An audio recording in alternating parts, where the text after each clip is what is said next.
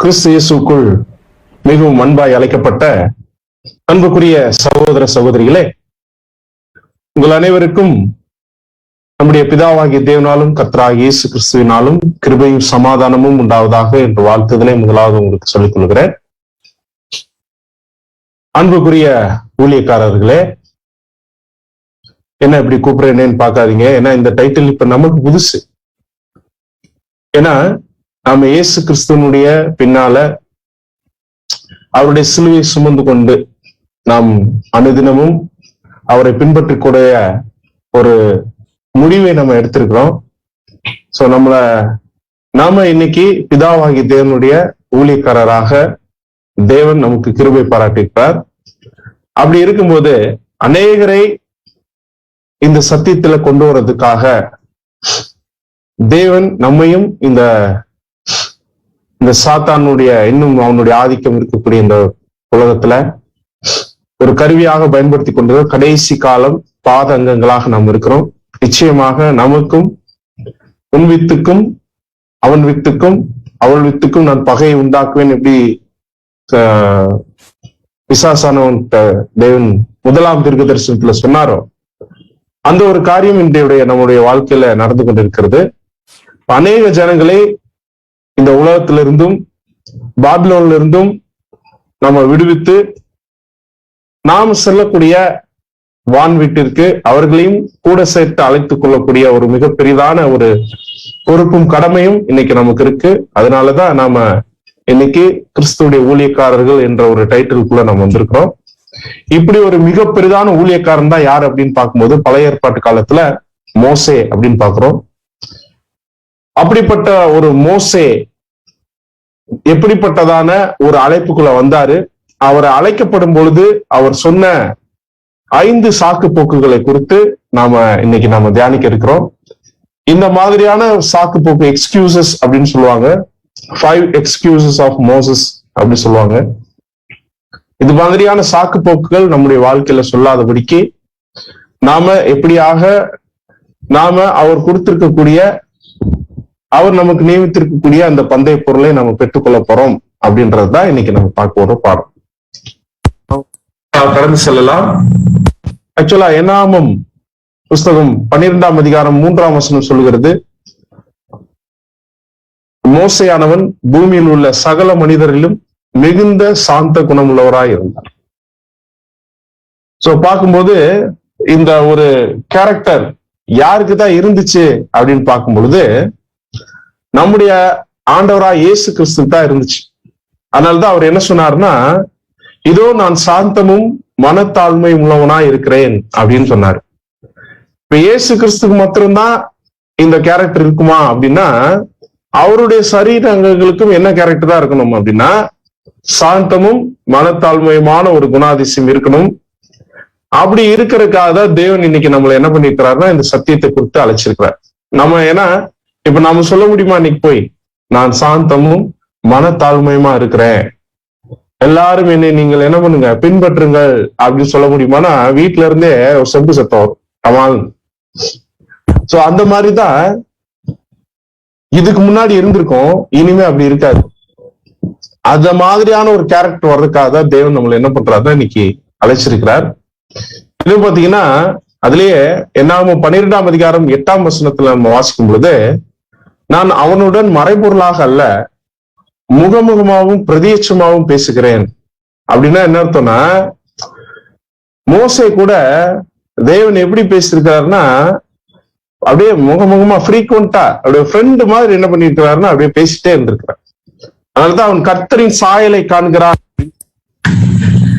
இந்த கர்த்தருடைய சாயல் அப்படின்னா கர்த்தரை பார்க்கல, கர்த்தருடைய சாயலை பார்க்கிறான் அப்படின்னு காண்கிறான் அப்படின்னு சொல்லியிருக்குன்னா என்ன அர்த்தம்னா, மோசே யார பார்த்தாரு அப்படின்னு பார்க்கும்போது அந்த பார்த்த ஒரு விஷயத்தை தான் இந்த வசனம் என்ன பண்ணுது சொல்லுது. நம்ம எனவே பிதா குமார பரிசுத்தாவி அப்படின்ற ஒரு பாடத்துல நம்ம பார்க்கிறோம். சோ அவன் மறைபொருளாக அல்ல, இப்படிப்பட்ட ஒரு கேரக்டர் மாறினவர் தான் யார் அப்படின்னா மோசே. சோ நாம கூட சொல்லணும்னா இன்னைக்கு நாம பெரிய ஒரு விஷயம் தேவன் கொடுத்தாருன்னா எப்படி கொஞ்சம் யோசிப்பாங்க. அப்படிப்பட்ட ஒரு ஒரு பாக்கியசாலிதான் யார் அப்படின்னா மோசே. மோசையை குறிச்சுதான் இன்னைக்கு நம்ம பார்க்க போறோம். மோசே நமக்கு இயேசு கிறிஸ்துவுக்கு நிழலா இருக்கிறார், நமக்கும் நிழலா இருக்கிறார். அதனால இந்த மோசையுடைய வாழ்க்கையில அவருடைய அந்த இஸ்ரேல் ஜனங்களே எகிப்திலிருந்து விடுவித்திற்காக தேவன் தெரிந்து கொள்ளப்பட்ட ஒரு பாத்திரமாக, ஒரு மிகப்பெரிய ரட்சகனாக அந்த ஒரு கதாபாத்திரத்தை ஏற்றுக்கொண்டு அதை கரெக்டா செஞ்சு முடிச்ச ஒரு மனுஷனை குறிச்சு பார்க்கிறோம். ஆனாலும் இப்படிப்பட்ட ஒரு மாபெரும் மனிதன் சொன்ன ஆரம்பத்துல அவர் சந்தித்த, அவர் பேசின சில காரியங்கள் நம்முடைய இருக்குமானால் அதை நாம் கலைந்து போடுவதற்காக தான் தேவன் இப்பேற்பட்ட சத்தியங்களை கொடுத்திருக்கார். ஏன் அப்படின்னு பாத்தீங்கன்னா, மோசேன்ற பேரு பழைய ஏற்பாட்டுல 750 முறை வருது, புதிய ஏற்பாட்டுல பார்க்கும் பொழுது 80 முறை வருது. சோ இத்தனை முறை மோசேனுடைய பெயர் வேதத்துல வந்திருக்கு அப்படின்னா நிச்சயம் என்ன சொல்லலாம், இந்த கேரக்டர் நம்ம பார்த்தே ஆகணும். விசேஷமாக மோசே அப்படின்ற பேருக்கு என்ன அர்த்தம் அப்படின்னு பாத்தீங்கன்னா, தண்ணீரிலிருந்து எடுக்கப்பட்டவன் அப்படின்னு அர்த்தம். சோ நாம கூட இன்னைக்கு எதுல இருந்துதான் எடுக்கப்பட்டிருக்கிறோம் அப்படின்னு பாத்தீங்கன்னா, நம்ம பைபிள் கிளாஸ் பைபிள் ஸ்டடி வந்த ஒரு பாதி பேருக்கு மேல எடுக்கப்பட்டாச்சு, இன்னும் கொஞ்சம் பேர் எடுக்கப்பட வேண்டி இருக்கு. சோ இன்னும் கொஞ்சம் பேர் எடுக்கப்படுவதற்கு இன்னும் 1-2 ஆத்மாக்கள் கூட இருக்கு, அதுவும் இருக்கு, எல்லாமே இருக்கு. சோ எல்லாருக்குமான ஒரு பாடமாக தான் இது இன்றைக்கு இருக்கும் அப்படின்னு நான் விசுவாசிக்கிறேன். ஏன் அப்படின்னு பாத்தீங்கன்னா, ஒவ்வொரு சூழ்நிலையிலும் நாம் இந்த பூமியில யாருடைய குணலட்சத்தை காமிக்கக்கூடியவர்களாக இருக்கணும் அப்படின்னு பாத்தீங்கன்னா, நம்முடைய ஆண்டவராகிய இயேசு கிறிஸ்துவனுடைய குணலட்சணத்தை காமிக்கக்கூடியவர்களாக இருக்கணும். அதனாலதான் 2 கொரிந்தியர் 13ஆம் அதிகாரம் 5ஆம் வசனத்துல நம்ம வாசிக்கிறோம். வாசிங்க சிஸ்டர். 2 கொரிந்தியர் 15ஆம் அதிகாரம் 5ஆம் வசனம், நீங்கள் விசுவாசம் உள்ளவர்களோ என்று உங்களை நீங்களே சோதித்தறியுங்கள், உங்களை நீங்களே பரீட்சித்து பாருங்கள், இயேசு கிறிஸ்து உங்களுக்குள் இருக்கிறார் என்று உங்களை நீங்களே அறியீர்களா? நீங்கள் பரீட்சைக்கு இல்லாதவர்களா இருந்தால் அறியீர்கள். விசுவாசம் உள்ளவர்களோ என்று உங்களை நீங்களே சோதித்து பாருங்கள். என்ன டெஸ்ட் பண்ணி பார்க்கணும்? எப்படி நம்ம பரீட்சை எழுதுறாங்களா பசங்க, அந்த மாதிரி ஒரு டெஸ்ட் இருக்கு. நீங்க உங்களுக்கு டெஸ்ட் பண்ணி பாருங்க, இயேசு கிறிஸ்து உங்களுக்குள் இருக்கிறார் என்று உங்களை நீங்களே அறியீர்களா? ஏன்னா கிறிஸ்துக்குள்ள இருந்தால் ஒருவன் எப்படி இருக்கிறான்? புது சிருஷ்டியா இருக்கிறான், பழையவைகள் ஒளிந்து போயின. எத்தனை பேரோ அத்தனை பேரும் கிறிஸ்து வசனங்கள் நமக்கு சொல்லப்பட்டிருக்கு. நம்ம எப்பவுமே நம்முடைய வாழ்க்கையில என்ன பண்ணணும் அப்படின்னா, ஒவ்வொரு சூழ்நிலையிலும் நான் இப்ப பேசிட்டு இருக்கிற பேச்சு, நான் இப்ப நடந்துட்டு இருக்கிற ஒரு முறைமை இயேசு கிறிஸ்து மாதிரி இருக்கா இல்லையா அப்படின்னு நம்மளை நாமளே என்ன பண்ணணும், அடிக்கடி சோதிச்சு பார்க்கணும். இந்த டெஸ்ட் பண்ணி பார்த்தே ஆக. எப்படி மோசைக்கு ஒரு சர்டிபிகேட் கிடைச்சு, பூமியில் உள்ள சகல மனிதர்களும் எப்படி இருந்தார்? சாந்த குணமுள்ளவராக இருந்தார் அப்படின்ற ஒரு கிடைச்ச மாதிரி நமக்கும் தேவன் என்ன பண்ணுவார்னா ஒரு சர்டிபிகேட் கொடுப்பார். சோ நாம இது வரைக்கும் அப்படி டெஸ்ட் பண்ணலைன்னா கூட இனிமே வரக்கூடிய நாட்கள்ல நம்ம ஒவ்வொரு சொல்லா இருந்தாலும் செயலா இருந்தாலும் இது இயேசு கிறிஸ்து மாதிரி இருக்கா அப்படி வாட்ஸ்அப் பார்க்கும்போது என்ன யோசிக்கணும்? ஏதாவது ஒரு கண்டென்ட் நம்ம வாசிக்கும் போதோ பார்க்கும் பொழுதோ என்ன யோசிக்கணும்னா, இயேசு கிறிஸ்து இதை பார்ப்பாரா, இயேசு கிறிஸ்து இதை ஷேர் பண்ணுவாரா, இயேசு கிறிஸ்து இதை செய்வாரா? அப்படி எல்லாமே நம்ம என்ன பண்ணணும், ஒவ்வொரு சூழ்நிலையிலும் நாம சோதித்து பார்க்கக்கூடியவர்களாக இருக்கணும் அப்படின்ற ஒரு. ஏன் அப்படின்னா, நம்ம இன்னைக்கு ரட்சகர், அவர் ரட்சகர் அப்படின்னா அவருடைய சரீரங்கள்னா நாமளும் ரட்சகர்கள் தான். யாரை ரட்சிக்க போறோம் அப்படின்னா, நம்முடைய உடன் சகோதரர்களுடைய ரட்சிப்புக்கு நம்மளும் உதவி செய்ய போறோம். கரெக்டுங்களா? அதனாலதான் உன் சகோதரனாகிய ஆபேல் எங்கே அப்படின்னு கேட்கும்போது காயின் என்ன போய் சொன்னாரு, நான் என்ன அவனுக்கு காவலாளியா அப்படின்னு கேட்டாரு. அப்படின்னா காவலாளி தான் ஆக்சுவலா. ஒரு சகோதரன், நம்ம கிறிஸ்துக்குள்ளான ஒரு சகோதரனையோ பார்த்து கொள்ள வேண்டிய கடமை யாருக்கு இருக்கு அப்படின்னா ஒவ்வொரு சகோதரிக்கும் இருக்கு. எனவே அன்புக்குரிய சகோதரே, நாம இன்றைக்கு அநேகரை சத்தியத்திற்குள்ள அழைத்து வந்து அவர்களையும் இந்த நித்திய ஜீவனுக்குள்ள நாம ரட்சிக்கப்படுவதற்கு நம்ம என்ன பண்ணணும் அப்படின்னா இன்னைக்கு ஒரு ஊழியம் பார்க்க வேண்டிய ஒரு சூழ்நிலை இன்னைக்கு நமக்கு வந்திருக்கிறோம். அதனால நம்ம கண்டிப்பா என்ன பண்ணணும், அடிக்கடி நம்மளை நாமே சோதித்து பார்த்து கொள்ள வேண்டும். இப்ப நேரா நம்ம இந்த ஒரு சூழ்நிலையில நம்ம அந்த ஒரு பாட்டை கரெக்டா செய்யறோமான்னு பாக்குறதுக்கு மோசையை பார்க்க போறோம். மோசையை குறிச்சு நம்ம வாசிக்கலாம். யாத்திராகமம் 3ஆம் அதிகாரம் 1ஆம் வசனத்துல இருந்து. யாத்திராகமம் 3ஆம் அதிகாரம் 1ஆம் வசனம்.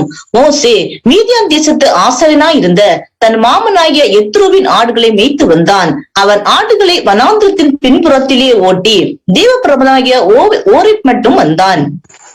இப்ப மோசே எங்க இருக்கிறார் அப்படின்னு பார்க்கும்போது மாமனாரு அங்க போயிட்டு மாமனாருடைய ஆடு எல்லாம் மேய்ச்சிட்டு இருக்கிறார். சோ இவர் மேய்க்கும் போது இவருக்கு என்ன வயசு இருக்கும்? மேய்க்கும் போது மோசைக்கு என்ன வயசு இருக்கும்?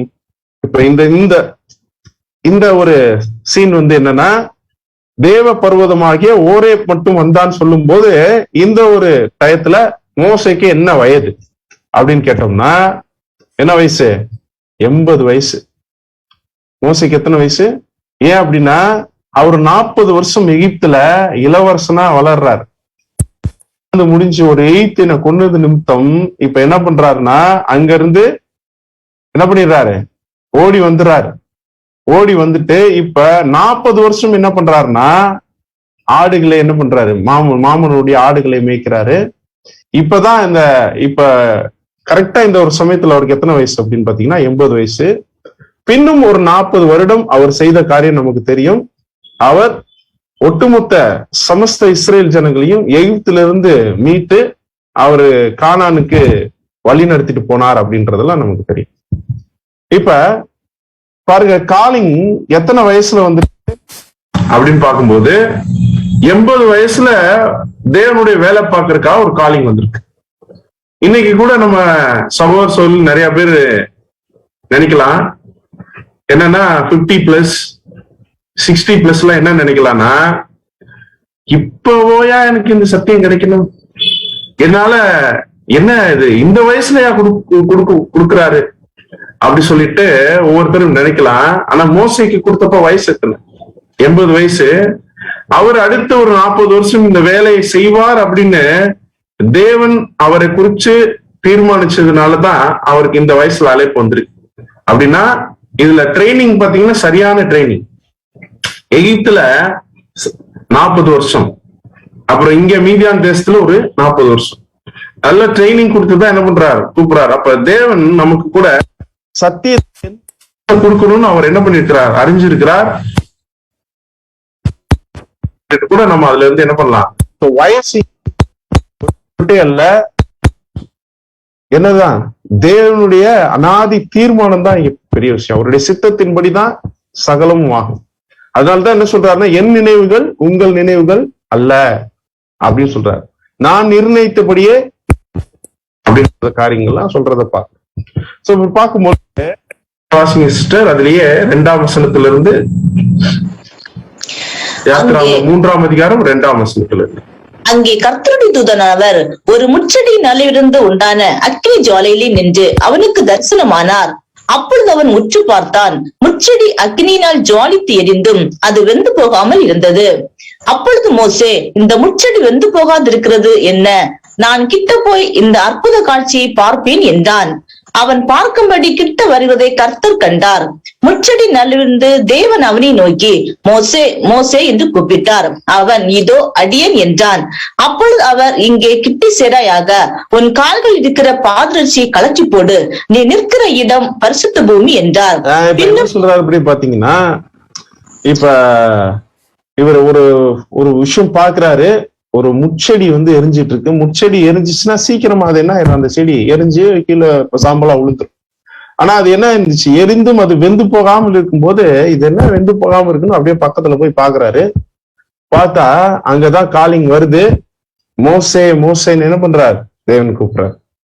அப்படி கூப்பிட்டு என்ன சொல்றாருன்னா, நான் ஆபிரகாமின் தேவனும் ஈசாக்கின் தேவனும் யாக்கோபின் தேவனுமாகி உன் பிதாக்களுடைய தேவனா இருக்கிறேன் அப்படின்னு சொல்லிட்டு இப்ப என்ன சொல்றாருன்னா 7ஆம் வசனத்துல இருந்து வாசிக்கிறேன். அப்பொழுது கர்த்தர், எகிப்தில் இருக்கிற என் ஜனத்தின் உபத்திரவத்தை நான் பார்த்து ஆளோட்டிகள் நிமித்தம் அவர்கள் இட்டுகிற கூக்குரலை கேட்டேன். அவர்கள் படுகிற வேதனைகளையும் அறிந்திருக்கிறேன். அவர்களை எகிப்தியரின் கைக்கு விடுதலையாக்கவும் அவர்களை அந்த தேசத்திலிருந்து நீக்கி கானானியரும் ஏத்தியரும் எமோரியரும் பெருசியரும் ஏவியரும் எபூசியரும் இருக்கிற இடமாகிய பாலும் தேனும் ஓடுகிற நலமும் விசாலமுமான தேசத்திலே கொண்டு போய் சேர்க்கவும் இறங்கினேன். இப்பொழுது இஸ்ரவேல் புத்திரரின் கூக்குரல் என் சந்நிதியில் வந்து எட்டினது. எகிப்தியர் அவர்களை ஒடுக்குகிற ஒடுக்குதலையும் கண்டேன். இப்ப இவங்க எத்தனை வருஷமா அங்க வந்து அடிமைகளா இருக்கிறாங்க இஸ்ரேல் ஜனங்கள் அப்படின்னு பாத்தீங்கன்னா 400 வருஷம் அங்க வந்து இருக்கிறாங்க. சோ இவங்க படுற உபத்திரவத்தை, இவங்க விடுற கூக்குரல் எல்லாம் நான் என்ன பண்ணிட்டேன், கேட்டேன். அதனால இவங்களை வந்து அடுத்து ஆரம்பிக்கிறாரு. மோசையை பார்த்து என்ன சொல்றாருன்னா, நீ இஸ்ரேல் புத்திரராகிய ஜனத்தை எகிப்திலிருந்து அழைத்து வரும்படி உன்னை பார்வோன் இடத்திற்கு அனுப்புவேன், வா என்றார். இப்ப ஃபர்ஸ்ட் டைமா தேவன் மோசைகிட்ட எப்படி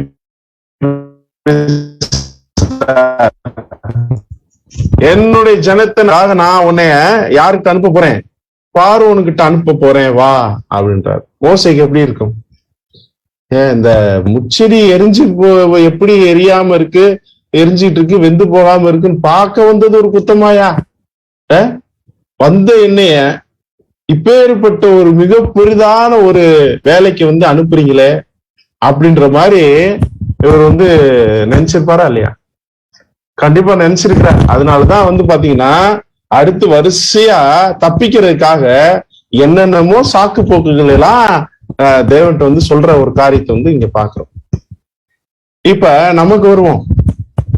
இதே மாதிரி அழைப்பு நமக்கு வந்திருக்கா வரலையா? நமக்கு ஒரு அழைப்பு வந்திருக்கா வரலையா அப்படின்னு கேட்டா கண்டிப்பா என்ன இருக்கு, வந்திருக்கு.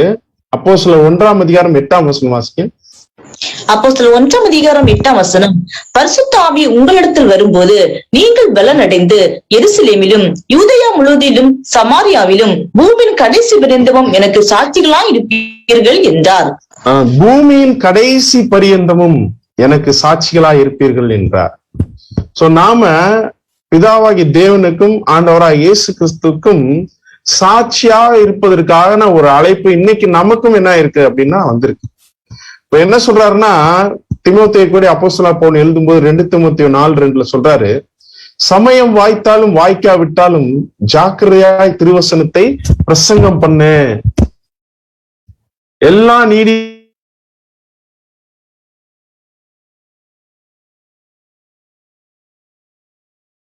பரவாயில்ல, ஒரு சூழ்நிலை இருந்தாலும் இல்லைனாலும் நீ என்ன பண்ணணும், திருவசனத்தை பிரசங்கம் பண்ணணும் அப்படின்ற ஒரு காரியத்தை குறிச்சு இங்க சொல்றத பார்ப்போம். அடுத்து 1 பேதுரு 2ஆம் அதிகாரம் 9ஆவது வசனம் வாசிச்சுட்டு. 1 பேதுரு 2ஆம் அதிகாரம் 9ஆம் வசனம். நீங்களோ உங்களை அந்தகாரத்தில் நின்று தம்முடைய ஆச்சரியமான ஒளியிடத்திற்கு வரவழைத்தவருடைய புண்ணியங்களை அறிவிக்கும்படிக்கு தெரிந்து கொள்ளப்பட்ட சந்ததியாயும் ராஜரீகமான ஆசாரிய கூட்டமாயும் பரிசுத்த ஜாதியாயும் அவருக்கு சொந்தமான ஜனமாயும் இருக்கிறீர்கள். நம்மளை பார்த்து என்ன சொல்றாருன்னா, நம்மளை இப்ப அந்தகாரத்திலிருந்து ஆச்சரியமான ஒளியிடத்துக்கு வர வச்சிருக்கிறார். அதனால அப்படி வரவழைத்தவருடைய புண்ணியங்களை அறிவிக்கும்படிக்கு தெரிந்து கொள்ளப்பட்டிருக்கீங்கன்னு சொல்றார். அப்படின்னா நம்ம இப்ப என்ன பண்ணணும்னா, நாம கற்றுக்கொண்ட சத்தியத்தை அநேகருக்கு போய் சேர்க்கக்கூடிய ஒரு தெரிந்து கொள்ளப்பட்ட சந்ததியாக நாம் இன்னைக்கு இருக்கிறோம்ன்றத நம்ம மறந்துடக்கூடாது. இதுதான் நமக்கு கிடைச்சிருக்கிற ஒரு அழைப்பு. அதனால்தான் இலவசமாய் பெற்றீர்கள், சீசர்ல பார்த்து ஆண்டவர் சொல்றாரு, இலவசமாய் பெற்றீர்கள் இலவசமாய் கொடுங்கள் அப்படின்னு சொல்றாரு. சரிங்களா? அதே மாதிரி இன்னொரு இடத்துல சொல்றாரு, ஆரோனை போல அழைக்கப்பட்டால் ஒழிய ஒருவரும் இந்த கனமான ஊழியத்துக்கு தாமா ஏற்படுகிறது இல்லை. அதனால்தான் ஆரோன் அன்னைக்கு என்ன ஒரு வேலை பார்த்தார் அப்படின்னா, ஆசாரியன், பிரதான ஆசாரியனா இருந்தார். இங்க கூட அடுத்து என்ன சொல்றாருன்னா, புண்ணியங்களை அறிவிக்கும்படி தெரிந்து கொள்ளப்பட்ட சந்ததியாயும் ராஜரீகமான ஆசாரிய கூட்டமாயும் அப்படின்றார். சோ நம்மளுடைய பணி, நம்முடைய வேலை, நம்முடைய ஊழியம் என்னவா இருக்கு அப்படின்னா, ஆசாரிய ஊழியம். ஆசாரி அப்ப என்ன ஊழியம் பார்த்தாங்க அப்படின்னா, ஜனங்களுடைய பாவங்களுக்காக அவங்களுடைய பலிகள் எடுத்துட்டு போய் தேவன்கிட்ட சேர்க்கக்கூடிய ஒரு வேலை பார்த்துட்டு இருந்தாங்க. இன்னைக்கு இயேசு கிறிஸ்து இன்னைக்கு நமக்கு பார்க்கிறோம், நாளைக்கு நாம ஒட்டுமொத்த உலக ஜனங்களுக்கும் அந்த ஒரு வேலையை பார்க்க போறோம். இன்னைக்கு அநேகரை இந்த உலகத்துல இருந்தும் பாபிலோன்ல இருந்தும் நம்ம வெளியே கொண்டு வர போறோம். சோ இப்படிப்பட்ட ஒரு காலிங் இன்னைக்கு நமக்கு என்ன இருக்குன்னா நமக்கு வந்திருக்கு. சோ அதே மாதிரிதான் யாருக்கு வந்துச்சு அப்படின்னா மோசேக்கு வந்துச்சு. இப்ப மோசே சொன்ன முதல் சாக்கு போக்கு எக்ஸ்கியூஸ் என்ன தெரியுமா? வாசிக்கலாம். யாத்திராகமம் 3ஆம் அதிகாரம் 11வது வசனம். யாத்திராகமம் 3ஆம் அதிகாரம் 11ஆம் வசனம். அப்பொழுது மோசே தேவனை நோக்கி, பார்வோனிடத்துக்கு போகவும் இஸ்ரவேல் புத்திரரை எகிப்திலிருந்து அழைத்து வரவும் நான் எம்மாத்திரம் என்றான். என்ன சொல்றாரு? மோசே தேவனை நோக்கி சொல்றார், பார்வோனிடத்தில் போகவும் இஸ்ரவேல் புத்திரரை எகிப்திலிருந்து அழைத்து வரவும் நான் எம்மாத்திரம் அப்படின்னு கேட்கிறார். நான்லாம் ஒரு ஆளாங்க. எங்க 144,000 பேர் அழைப்பு எவ்வளவு பெரிதான அழைப்பு. நம்ம இந்த மாதிரிதான் ஏதாவது மனசுக்குள்ள என்ன பண்ணிக்கிறோம்னா நினைச்சுக்கிறோம். அதான் அவரு கேட்கிறார், அந்த மாதிரிதான் கேட்கிறாரு மோசே. நான் ஏமாத்திரம், நான் என்னங்க சார், நான் சாதாரண ஒரு ஆடு மேய்க்கிறவங்க, என்னைய கூட்டிட்டு போய் நீங்க பார்வோன்ட்ட போய் பேச சொல்றீங்க. அதுவும் கொஞ்ச லட்சம் பேரை கூட்டிட்டு போனோம், அங்க இருந்து 24 லட்சம் பேரை கூட்டிட்டு போனோம். இவங்களை எப்படிங்க நான் கூட்டிட்டு போறது அப்படின்ற மாதிரி நான் எம்மாத்திரம் அப்படின்னு கேட்கிறேன். சோ நம்ம இந்த மாதிரியான ஒரு விஷயத்த நம்ம மனசுக்குள்ள வச்சிருக்கிறோமா? நான்லாம் ஒரு தகுதியே இல்லைங்க, எனக்கெல்லாம் சபையாலாம் நான் போவேன்னு சத்தியமா என்ன பண்ண முடியாது. சத்தியம் பண்ணுவோம், அதுல போய் சத்தியமா என்னால என்ன பண்ண முடியாது. நான்லாம் ஒரு ஆளே கிடையாது, எனக்கு தகுதியே கிடையாது அப்படி சொல்லுவேன். ஆக்சுவலா ஒரு சகோதரி நம்மகிட்ட இருக்கிறாங்க, அந்த சகோதரி பத்தி சொல்லணும்.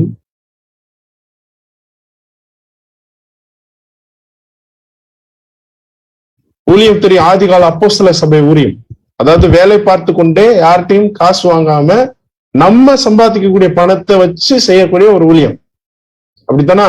நம்ம எல்லாரும் சேர்ந்து ஒரே விசுவாச குடும்பமாக இருந்து ஒருத்தருக்கு ஒருத்தர் குறைவை தாங்கி அப்படியே போயிட்டு இருக்கிற ஒரு ஊழியம் இது.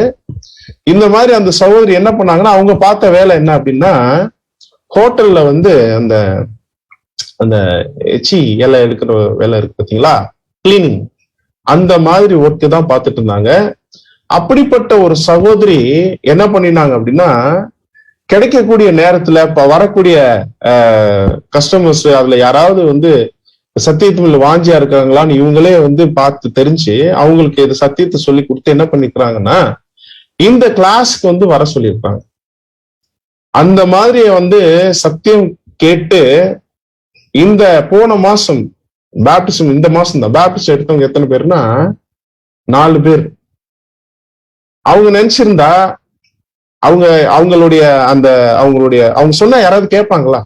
அந்த வேலை பார்த்துக்கிட்டு யாராவது சொன்னா ஏதாவது கேட்பாங்களா? அவங்களுக்கு காது கொடுத்து கேட்பாங்களா? ஏன்னா அவங்களுடைய தோற்றம் அப்படி, அவங்க பிளஸ் வயசானவங்க வேற 50+ இருக்கும், சரிங்களா? அவங்களுடைய தோற்றம் எப்படி, அவங்க இத்தனைக்கு பாத்தீங்கன்னா ஒரு சுகர் பேஷண்ட். இந்த ஒரு நிலைமையில ஆக்சுவலா அவங்க என்ன சொல்லியிருக்காங்க, அவங்கதான் என்ன சொல்லிருக்கோம்னா, நான்லாம் அவங்ககிட்ட போய் ஏங்க நீங்க சுவிசேஷம் சொல்ல, பேப்டிஸ்ட் எடுத்தீங்கல்ல, நீங்க சுவிசேஷம் சொல்லக்கூடாதா அப்படின்னு நம்ம கேட்டோம்னா, நான்லாம் ஏமாத்துறோம்னு அவங்க சொன்னா நம்மளால கூட மறுபேச்சு என்ன பண்ண முடியாது, பேச முடியாது. ஆனா இன்னைக்கு தேவன் எல்லா ஆசீர்வாதத்தை கொடுத்து நம்மள என்ன பண்ணிட்டு இருக்காருன்னா வழி நடத்திட்டு இருக்கிறாரு. நாம எந்த ஒரு சாக்கு போக்கு சொல்லிருக்கூடாது, நான்லாம் ஏமாத்துறோம் அப்படின்னு என்ன பண்ணிடக்கூடாது, சொல்லிடக்கூடாது. உண்மையிலே நமக்கு எந்த தகுதியுமே இல்லை அப்படின்னு நம்ம நினைச்சா கூட ஆக்சுவலா நம்முடைய தகுதி யாரால உண்டாயிருக்கு தெரியுமா? வாசிக்கலாம். 2 கொரிந்தியர் 3ஆம் அதிகாரம் 5ஆம் வசனம். 2 கொரிந்தியர் 3ஆம் அதிகாரம் 5ஆம் வசனம்.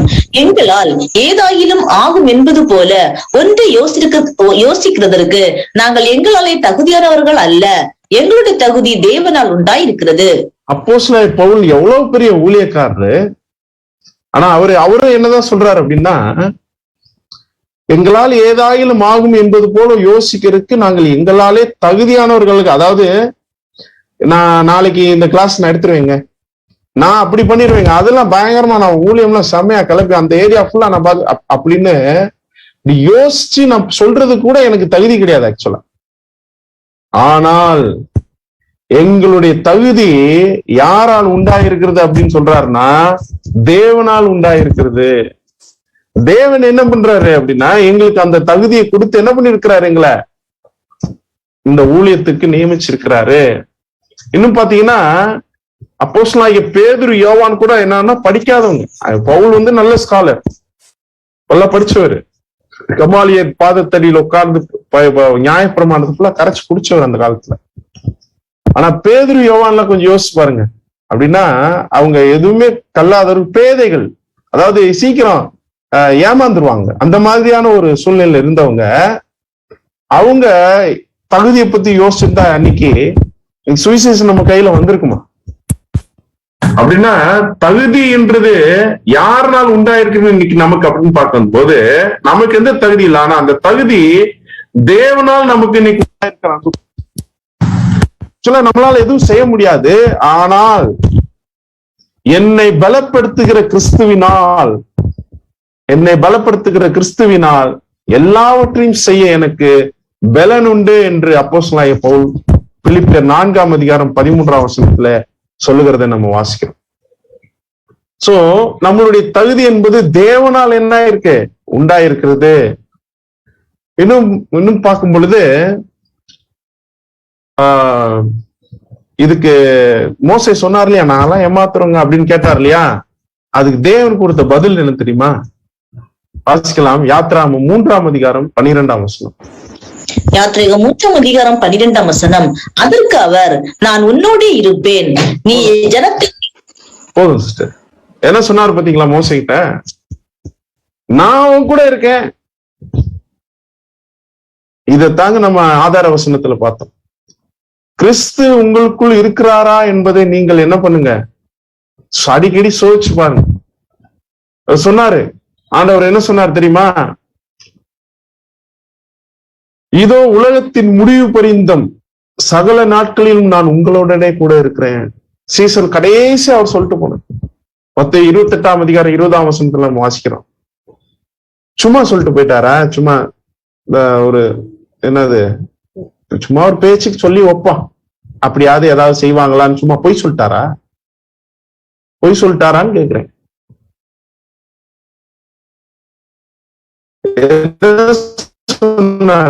அவர்தான் சத்தியம். எந்த உலகம், அது 2ஆம் உலகம் இருந்தாலும் 3ஆம் உலகம் வந்தாலும் சரி, உலகத்தின் முடிவு பரிந்தம் சகல நாட்களிலும் நான் உங்களோடனே கூட இருக்கிறேன். அப்ப நம்மளுடைய தகுதி யாரால் உண்டாயிருக்குது அன்புக்குரிய சகோதரர்களே? நம்முடைய தகுதி பிதாவாகிய தேவனாலும் ஆண்டவராக இயேசு கிறிஸ்துவினாலும் உண்டாயிருக்குது அப்படின்னு சொல்லும் போது நிச்சயமா பவுல் சொன்ன வார்த்தையை சொல்லிட்டு நம்ம ஓடிட்டே இருக்கு. என்னை பலப்படுத்துகிற கிறிஸ்துவினால் எல்லாவற்றையும் செய்யறதுக்கு எனக்கு என்ன உண்டுன்னா பலன் உண்டு அப்படி சொல்லிட்டு நம்ம என்ன பண்ணோம், போவோம். சரிங்களா? அடுத்து நம்ம பார்க்கும் பொழுது மோசே சொன்ன 2வது எக்ஸ்கியூஸ் என்ன தெரியுமா? வாசிக்கலாம். யாத்திராகமம் 3ஆம் அதிகாரம் 13ஆவது வசனம். யாத்திரைகம் 3ஆம் அதிகாரம் 13ஆம் வசனம். அப்பொழுது மோசே தேவனை நோக்கி, நான் இஸ்ரவேல் புத்திரிடத்தில் போய் உங்கள் பிதாக்களுடைய தேவன் உங்களிடத்தில் என்னை அனுப்பினார் என்று அவர்களுக்கு சொல்லும் போது அவருடைய நாமம் என்ன என்று அவர்கள் என்னிடத்தில் கேட்டால் நான் அவர்களுக்கு என்ன சொல்லுவேன் என்றான். இப்ப அடுத்து கேட்கிறாரு, சரி நான் போய் என்ன சொல்றது? யாரு அனுப்புனாரு சொன்னா உங்க பேரை நான் என்னன்னு சொல்றது? இல்லாட்டினா அவங்க இன்னும் பாத்தீங்கன்னா அவங்ககிட்ட வேற நான் என்னதான் சொல்றது அவங்ககிட்ட போய் அப்படின்னு கேக்குறாரு. அப்ப நம்ம என்னங்க சொல்லணும்? இன்னைக்கு அநேக நம்முடைய ஃபேமிலியிலே பாத்தீங்கன்னா அநேக பேர் பாபிலோன், மகா பாபிலோன் குமாரத்திலையும் அங்க போய் என்ன பண்ணிருக்கிறாங்க, அந்த அடிமைத்தனத்துக்குள்ள அந்த சடங்காச்சார முறைமைகளுக்குள்ள சிக்கி அப்படியே ஜீவன் இல்லாம இருக்கிறாங்க, மரித்த நிலைமையில இருக்கிறாங்க. இவங்களை நித்திய ஜீவனுக்குள்ள கொண்டு வரணும்னா என்ன சொல்லணும் அப்படின்னு பாத்தீங்கன்னா என்ன சொல்லணும்? இப்ப உதாரணத்துக்கு நம்ம ட்ரெயின்ல போயிட்டு இருக்கோம்னு வைங்க, மதுரையில இருந்து நாகர்கோவிலுக்கு போயிட்டு இருக்கோம்னு வைங்க, இல்லைன்னா நாகர்கோவில்ல இருந்து மதுரைக்கு வந்துட்டு இருக்கோம் அப்படின்னா அப்படியே வண்டி நாகர்கோயில், வள்ளியூர், திருநெல்வேலி வருது அப்படின்னா அதே கம்பார்ட்மெண்ட்ல பக்கத்துல வந்து ஒரு 2 பேர் உட்காந்துருக்காங்க. ஒருத்தர் பேர் வந்து அந்தோனி, இன்னொருத்தர் பேரு மோசேன்னு உட்காந்துருக்காருன்னு வச்சுக்கோங்களேன். நமக்கு தெரிஞ்சு போச்சு இவங்க யாரு, இவங்க எங்க இருக்காங்க, பாபிலோன்ல இருக்கிறாங்க. ஒருத்தர் மகா பாபிலோன்ல இருக்காரு, ஒருத்தர் குமார்த்தில இருக்கிறார். ஏன்னா அந்தோனி எங்கதான் இருப்பாரு நமக்கே தெரியும். சரிங்களா? இப்ப இவங்க கிட்ட நான் என்ன சொல்லுவேன், திருநெல்வேலி வந்தோனையும் அல்வா சூப்பரா இருக்குங்க, இந்த ஊர் அல்வா அந்த கடைக்காரன் என்ன தண்ணியை வச்சு செய்யறானே தெரியல. அப்படி கோயில்பட்டி வந்தோனையும் கடலை மிட்டாய் பாத்தீங்கன்னா அப்பா, ஸ்ரீவில்லிபுத்தூர் வந்தா பால்கோவா அருமையா இருக்கு இந்த ஊர்ல, மதுரை வந்தா இப்படி இத பத்தியே இருக்கிறதா, மதுரை வந்து இட்லி நல்லா இருக்கும், ஜிகர்தண்டா இருக்கும் அப்படின்னா என்ன சொல்லுவேன் அப்படின்னா, தேவன் தெளிவா சொல்லிட்டார், ஆண்டவர் சொல்லிட்டார். சீசல் அனுப்பும்போது என்ன சொல்லி அனுப்பிச்சார் அப்படின்னா, அவர் முதலாவது திருவாய் மலர்ந்தள்ளி பேசின வார்த்தை என்ன தெரியுமா, பரலோக ராஜ்யம் சமீபித்திருக்கிறது, மனம் திரும்புங்கள், பரலோக ராஜ்யம் சமீபித்திருக்கிறது. ஆக்சுவலா பரலோக ராஜ்யம் வந்தே விட்டது.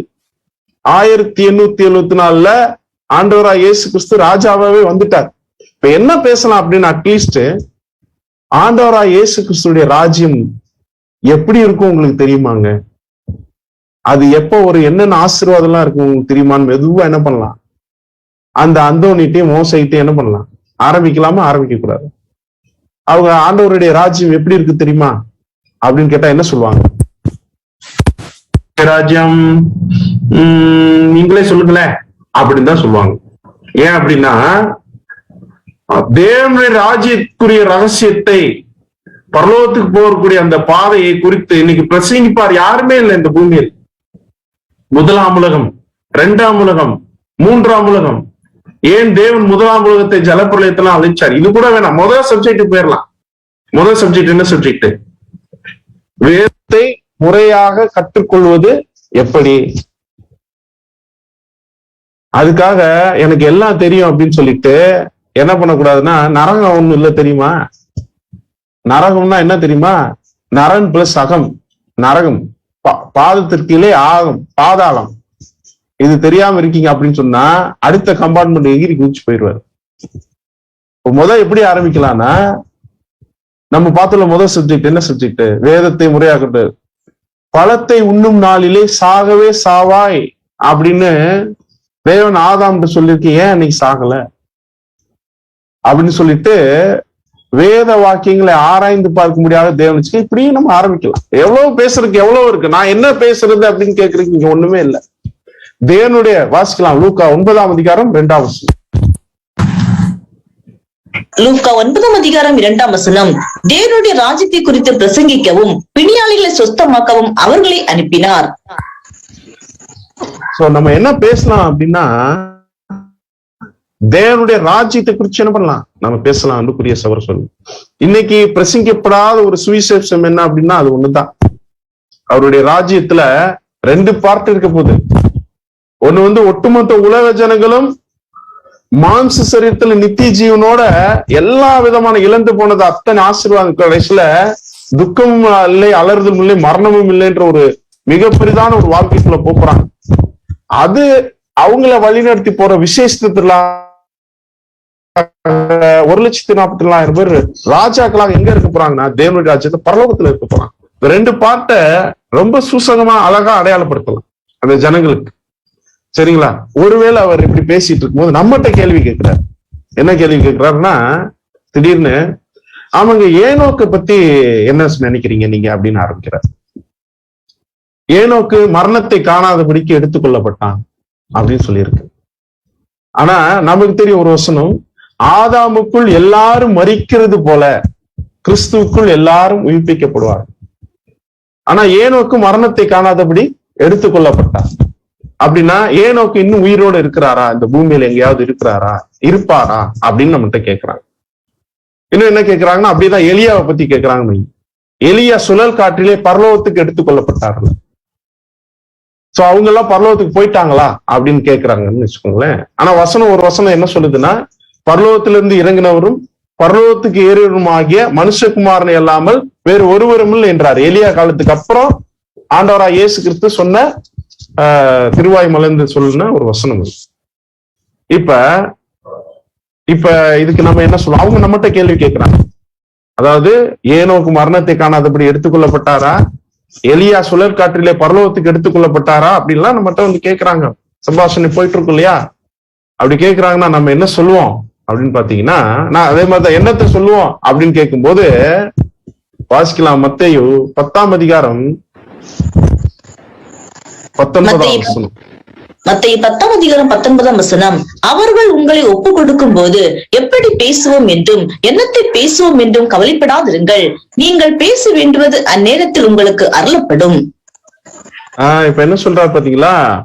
எப்படி பேசுவோம், என்னத்தை பேசுவோம், நீங்க என்ன பண்ணாதீங்க, கவலைப்படாதீங்க. நீங்க பேச வேண்டியது அந்நேரத்துல உங்களுக்கு என்ன பண்ணப்படும்? அருளப்படும் அப்படின்னு சொல்றாரு. நிச்சயமா என்ன பண்ணுவாருன்னா அந்த ஒரு காரியத்தை என்ன பண்ணுவார் நமக்கு அங்க சொல்லுவார். சோ அதனால நான் என்னத்தை பேச, அதே மாதிரி உங்களுடைய நாமம் என்ன அப்படின்னு கேட்டா நான் என்ன சொன்னேன்? இப்ப தேவனுடைய நாமம் என்ன, அவருடைய குமாரனுடைய நாமம் என்ன, இந்த சத்தியமே இன்னைக்கு அநேகருக்கு தெரியாது. இருக்கிறவராகவே இருக்கிறார் அப்படின்ற ஒரு ஸ்தானத்துல இருக்கிறவர் தான், அதுக்குரிய பேர் தான் என்னது? யெகோவா. அவருடைய குமாரனுடைய நாமம் என்ன? சோ இந்த கண்டென்ட் என்ன பேசணும்ன்ற கண்டென்ட் நமக்கு என்னன்னா அந்த நேரத்துல அருளப்படும். இன்னைக்கு நிறைய கண்டென்ட் கொடுத்துட்டாரு தேவன், இத பேசினாலே போதும். சரிங்களா? சோ அதனால நான் என்ன பேசுறது, உங்களுடைய நாமம் என்ன கேட்டா என்ன சொல்றதுன்னா, நாமத்தை நமக்கு நம்மளுடைய பிள்ளைகளுக்கு அவர் என்ன பண்ணிருக்காரு? வெளிப்படுத்தி இருக்கிறார். அதை நாம என்ன பண்ணக்கூடிய பேசக்கூடியவர்களாக இருக்கு. அடுத்து பார்க்கும்போது மோசே சொன்ன இன்னொரு சாக்கு போக்கு என்னன்னா, யாத்திராம் 4ஆம் அதிகாரம் 1ஆம் வசனம் வாசிக்கிறோம். யாத்திராகமம் 4ஆம் அதிகாரம் 1ஆம் வசனம். அப்பொழுது மோசே அவர்கள் என்னை நம்பார்கள், என் வாக்குக்கு செவி கொடார்கள், கர்த்தர் உனக்கு தரிசனமாகவில்லை என்று சொல்லுவார்கள் என்றான். கர்த்தர் என்ன சொல்றாங்க பாத்தீங்களா? அவங்க என்னை நம்ப மாட்டாங்க, என் வாக்குக்கு என்ன பண்ணுவாங்க? செவி கொடுக்க மாட்டாங்க அப்படின்னு சொல்றாரு. என்ன சொல்றாரு? என்னைய நம்ப மாட்டாங்க. ஆமாடா டே, நீ போன வருஷம் இந்த ஆலமரத்தடியில உட்காந்து 3 சீட்டு விளையாண்டது தானடா, என்னடா பைபிள் எடுத்துட்டு வந்து பேசுற அப்படின்னு நம்மளை பார்த்து என்ன பண்ணிடுவாங்க? சொல்லிட்டாங்கன்னா என்ன பண்றது அப்படின்ற மாதிரி என்னை நம்ப மாட்டாங்க. இவங்கெல்லாம் வந்து கர்த்தர் உனக்கு தரிசனம் ஆகல அப்படி இப்படி சொல்லுவாங்க, உனக்கு என்ன சத்தியம் தெரியும் அப்படின்லாம் என்ன பண்ணிடுவாங்க? சொல்லிடுவாங்க. அப்படின்னு கேட்டா கர்த்தர் என்ன சொல்றாருன்னா, அவனை நோக்கி உன் கையில் இருக்கிறது என்ன என்றார். ஒரு கோல் என்றான். ஆக்சுவலா என்ன வச்சிருக்கிறாரு? ஆக்சுவலா பேசிட்டு இருக்கும் ஆடு பேசிட்டு இருக்கிறாரு, கையில என்ன இருக்கு? ஒரு கோல் இருக்கு. சரிங்களா? இப்ப இதைத்தான் என்ன பண்ண சொல்றாரு அப்படின்னா, அந்த 4ஆம் அதிகாரத்துல நீங்க வாசித்து பாத்தீங்கன்னா, உன் கையில இருக்கிற அந்த கோலை தூக்கி நீ கீழே போடு, அது என்னவா மாறிடும்? பாம்பா மாறிடும். மறுபடியும் அதை புடிச்சுனா என்னவா மாறிடும்? கோலா மாறிடும். இந்த ஒரு அதிசயத்தை நீ என்ன பண்ண? செஞ்சு காமி. அடுத்து என்ன செய்ய சொல்றாரு அப்படின்னு பாத்தீங்கன்னா, உன்னுடைய கையை என்ன பண்ணும் அப்படின்னா மடியில போடு, திருப்பி எடுத்துன்னா அது வெண்குஷ்டமாயிரும் கை மட்டும். சரிங்களா? மறுபடியும் அதை மடியில போட்டு எடுக்கும் பொழுது அது என்னவாயிரும் அப்படின்னா திரும்பி பழைய நிலைமைக்கு என்ன ஆயிரும்? அது வந்துடும். 3வது என்ன சொல்றாருன்னா, அந்த நைல் நதி தண்ணீர் எடுத்து நீ தரையில என்ன பண்ணு? அதை ஊற்றும் போது அது என்னவாகும் அப்படின்னா ரத்தமாக மாறிடும். சோ உன் கையில இருக்கிறது என்ன, அதை வச்சுட்டு நீ என்ன பண்ணு? இதெல்லாம் செய். சோ பெரிய பெரிய மிராக்கிள்ஸ் வந்து யார் பண்ணிருக்கிறா அப்படின்னு பாத்தீங்கன்னா மோசே பண்ணிருக்கிறார். ஆனா முதல்லதான் ஆக்சுவலா மோசே எல்லாமே பண்ணிட்டார். அவர் கொடுத்த எல்லா விஷயம் தேவன் நிர்மாணிச்ச எல்லாத்தையுமே பண்ணிட்டார். ஆனா என்ன பேசிட்டு இருக்கிறாருன்னா, நான் சொன்னா நம்ப மாட்டாங்க, நான் சொன்னா கேட்க மாட்டேன், இப்படி ஏதாவது ஒரு சாக்கு போக்கு என்ன பண்ணிட்டு இருக்கிறாருன்னு சொல்லிக்கிட்டே இருக்கிறார். பெரிய மிராக்கிள்ஸ் இது. எப்படி அப்படின்னு பார்க்கும் பொழுது, இப்ப சில மிராக்கிள்ஸ் எல்லாம் பாத்தீங்கன்னா சயின்ஸ் பேஸ்டா தான் இருக்கும் அப்படின்லாம் சிலர் வந்து நிரூபிச்சிருக்காங்க. உதாரணத்துக்கு இந்த செங்கடலை பிளந்து தேவன் இஸ்ரேல் ஜனங்களை மீட்டு கொண்டு வந்த ஒரு காரியத்தெல்லாம் என்ன சொல்லுவாங்க அப்படின்னு பாத்தீங்கன்னா, அது முழுதும் அவர் கீழ்காற்று, அதாவது குளிர்ந்த காற்று வீச பண்ணி அதை குவியலாக பண்ணி அப்படி அந்த குளிர்ந்த காற்று பட்டவுடனே அந்த வாட்டர் வந்து ஃப்ரீஸ் ஆயிடுச்சு. ஃப்ரீஸ் ஆனதுனால என்ன ஆச்சுன்னா இவங்களுக்கு ஒரு பக்கம் உலர்ந்த தரை கிடைச்சிருச்சு. அதுல அவங்க என்ன பண்ணிட்டாங்க அப்படின்னா போயிட்டாங்க அப்படின்லாம் சொல்லுவாங்க. சயின்ஸ் இருக்கு, இந்த மாதிரி காத்து வந்து அடிச்சு தண்ணி ஃப்ரீஸ் ஆனதுனாலதான் அவங்களுக்கு வந்து அந்த மாதிரி எல்லாம் கிடைச்சிச்சு அப்படின்னு சொல்றாங்க. இப்ப இதெல்லாம் பாத்தீங்கன்னா, ஆனா எல்லா மிராக்கிள்ஸுமே நீங்க சயின்ஸ் வச்சுக்கலாம் என்ன பண்ண முடியாதுன்னா ப்ரூவ் பண்ண முடியாது. உதாரணத்துக்கு 5 அப்பம் 2 மீன் 5000 பேர் கொடுத்தது எந்த சயின்ஸ்ல எப்படி ப்ரூவ் பண்றது? அதே மாதிரி சூம்பின கை உடையவன் ஒருத்தன் வந்தான், அப்படியே கையை நீட்டுன்றாரு, கை சூம்பி இருக்கு, அப்படியே வளருது, அப்படியே கண்ணு எதிர்க்க என்ன பண்ணுது, கையே அப்படியே வளருது. இத வந்து நீங்க எந்த சயின்ஸ்ல வந்து மிராக்கிள் இஸ் மிராக்கிள், அது பியூரான மிராக்கிள். அப்படித்தான் ஒரு 3 மிராக்கிள் வந்து யார் பண்ணி காமிக்க சொல்றாருன்னா மோசைய பண்ணி காமிக்க சொல்றாரு.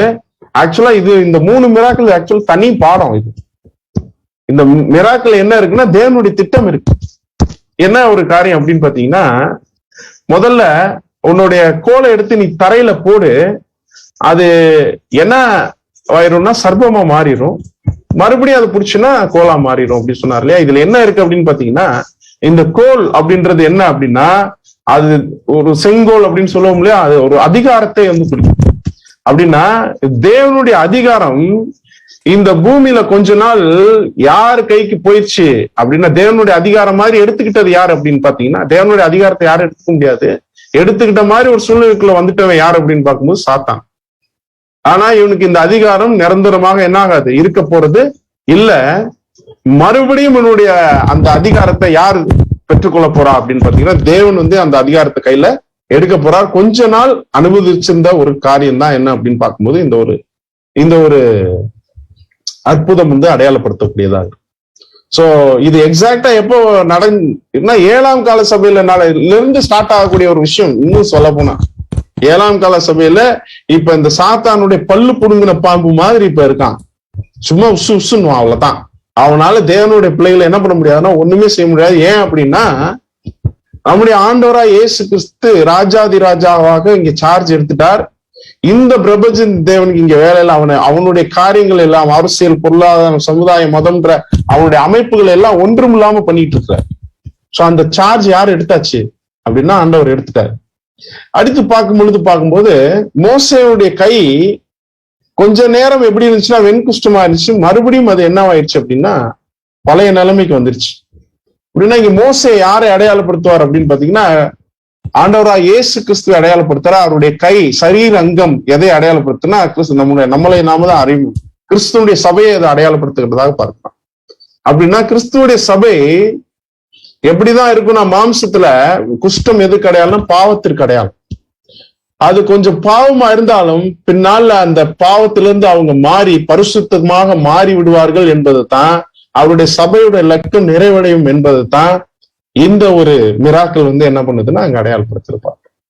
அடுத்து வந்து பார்க்கும்போது தண்ணீரை தரையில எடுத்து ஊத்தும் போது அது என்னவா மாறுது அப்படின்னா ரத்தமாக மாறுகிற ஒரு அற்புதத்தை நாம கவனிக்கும் போது இது எதை அடையாளப்படுத்துதுன்னா, சாத்தானுடைய அதிகாரம் ஆண்டவரா இயேசு கிறிஸ்து எடுத்துட்டார், சாத்தான ஒண்ணுமில்லாம பண்ணிட்டு இருக்கிறார், பண்ண முடிக்க போறார். இன்னும் பார்க்கும் பொழுது அப்பொழுது சபையினுடைய இலக்கம் பரிசுத்தமாக அவருக்கு மாறி நிறைவிட போது. இப்ப இந்த பூமியில ஒட்டுமொத்த உலக ஜனங்களுக்கும் ஜீவ தண்ணீர்ன்ற சத்தியம் அவங்களுக்கு கொடுக்கும் போது அங்கு அது என்னவாக அவங்களுக்கு விசேஷமான எந்த ஒரு சத்தியமாக இருக்கும் அப்படின்னா, ஆண்டவரா இயேசு கிறிஸ்துடைய ஈடு பலியாக இருக்கும். அவர் ஒட்டுமொத்த மனுக்குலத்துக்காக ஆதாமுக்கு சரிநிகரான சமான விலை கொடுத்துதான் நம்மளை எல்லாம் மீட்டிருக்கிறார் அப்படின்ற ஒரு தேவனுடைய வசனம் சத்தியம் அங்க போதிக்கப்படும் அப்படின்றது தான் இந்த ஒரு அற்புதம் என்ன பண்ணுதுன்னா அடையாளப்படுத்துது. இப்ப மோசே என்ன கேட்டார், 3வது எக்ஸ்கியூஸ் என்ன சொன்னாரு, என்னை நம்ப மாட்டாங்க அப்படின்னு சொன்னாரா. அதுக்கு என்ன கேட்டாரு தேவன், உன் கையில இருக்கிறது என்ன அப்படின்னா, இப்ப நம்ம கையில இருக்கிறது என்ன, நமக்கு வருவோம்.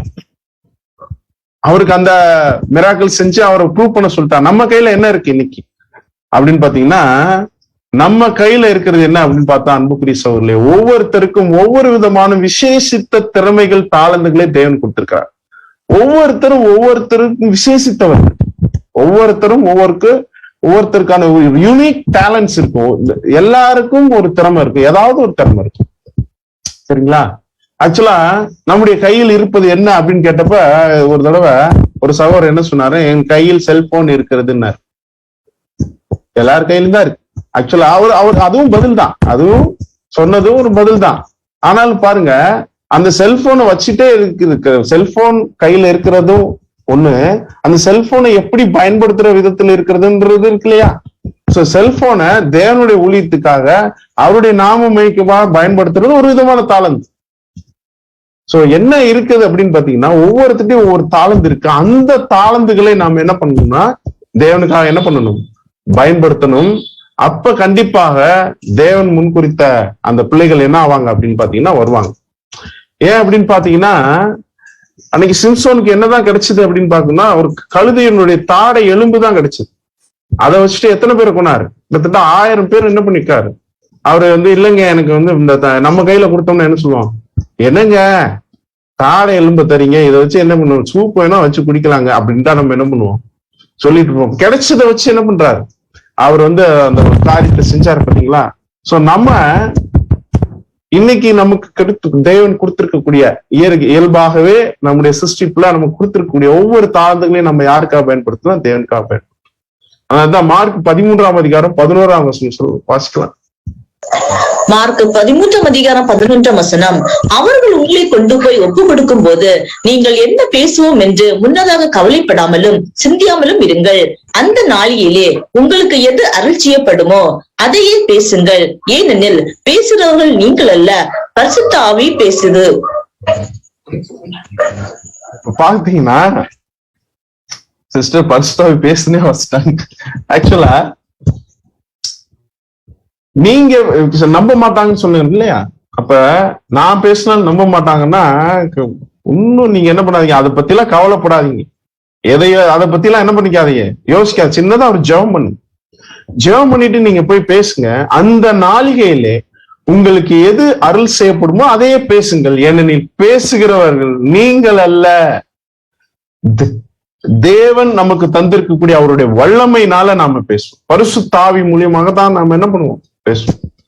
ஏன்னா அப்படிதான் ஒரு தடவை ஆண்டவர் என்ன பண்ணாரு, எல்லாரும் என்னன்னு சொல்றாங்க அப்படின்னு கேட்கும்போது அவர் சீமோன் பேதுரு என்ன சொன்னார், நீர் ஜீவனுடைய தேவனுடைய குமாரனாகிய கிறிஸ்து அப்படின்னு சொன்னார். சோ வெரி குட்பா, சூப்பரா பேசணும்ப்பா, கிளம்பிட்டப்பா அப்படின்னு நான் சொன்னாரு. என்ன சொன்னாரு, மாம்சமும் ரத்தமும் இதை உனக்கு வெளிப்படுத்தவில்லை. என்ன சொன்னாரு, தேவனுடைய பரிசுத்தாவி மூலியமா தான் நீ என்ன பண்ணிருக்கிற, இத பேசி இருக்கிற அப்படின்னு சொல்றாரு. அப்படின்னா பேசுறது நாம இல்ல, நம்மளை நம்பாம போறதுக்கு பேசிட்டு இருக்கிறவங்க யார் அப்படின்னு பாத்தீங்கன்னா தேவனுடைய ஆவி. அதனால்தான் யோவான் 16ஆவது அதிகாரம் 13ஆம் வசனம் 14ஆம் வசனம் வாசிக்கும். யோவான் 13ஆம் அதிகாரம் 10ஆம் அதிகாரம் 13 சிஸ்டர் 16ஆம் அதிகாரம் யோவான் 16ஆம் அதிகாரம் 13ஆம் வசனம், சத்திய ஆவியாகி அவர் வரும்போது சகல சத்தியத்திற்குள்ளும் உங்களை நடத்துவார். அவர் தம்முடைய சுயமாய் பேசாமல் தாம் கேள்விப்பட்டவர்கள் யாவையும் சொல்லி வரப்போகிற காரியங்களை உங்களுக்கு அறிவிப்பார். அவர் என்னுடையதில் எடுத்து உங்களுக்கு அறிவிப்பதினால் என்னை மகிமைப்படுத்துவார்.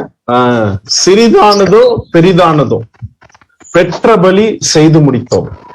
சின்ன விஷயமா இருந்தா கூட, அதனாலதான் என்ன கேட்டாருன்னா, உன் கையில இருக்கிறது என்ன, கையில இருக்கிறது ஒண்ணும் இல்லைங்க, சாயங்காலம் 7 மணிக்கு என்னால கிளாஸ்க்கு மட்டும் தாங்க வர முடியும் அப்படின்னா, அதுக்காவது கரெக்டா நீ வா அப்படின்ற. ஒரு நிமிஷம்.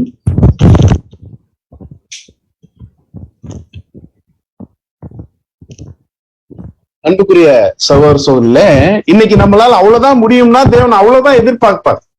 நாம அதை கூட நம்மளால செய்ய முடியாம போயிடுச்சு அப்படின்னு பாத்தீங்கன்னா, நிச்சயமாக நம்ம என்ன பண்ண முடியாது அப்படின்னா, மோசே சொன்ன சாக்கு போக்குகள் நம்ம கிட்ட இருக்கிறதாக அது அர்த்தமாயிடும்.